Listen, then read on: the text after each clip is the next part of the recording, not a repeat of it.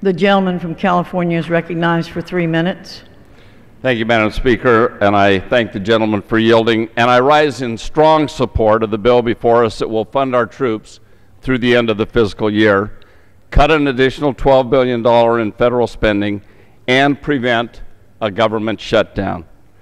Failure to pass this resolution would intentionally harm those who have made great sacrifices in defense of our ideals and our values. We simply cannot have our fighting forces on the front lines in Iraq, Afghanistan, and Libya wondering if their families at home will be provided for.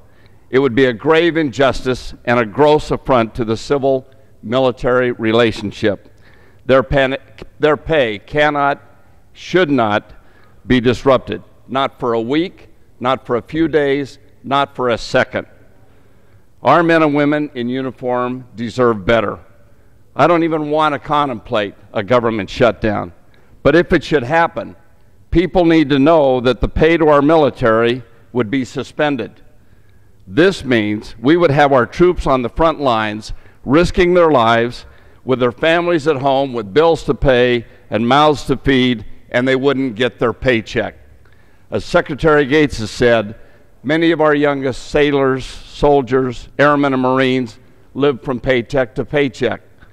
While wives and husbands are off fighting to keep this nation safe, we cannot have them left wondering what's happening to their families.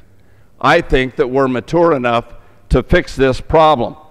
But if we don't, failing to properly resource the Defense Department during the difficult trials of war could arrest the momentum that's been achieved through blood, sweat, and tears of our troops.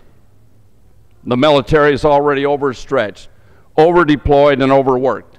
Should this resolution fail, they'll also be underpaid. We have too much riding on these young men and women to sell them short. Let's work together to figure out this budget, but let's get this military pay issue off the table first. I encourage all members to send a clear message to our military men and women by supporting this critical troop funding appropriations bill. This Congress believes in you. We support you. We honor your dedication. I yield back.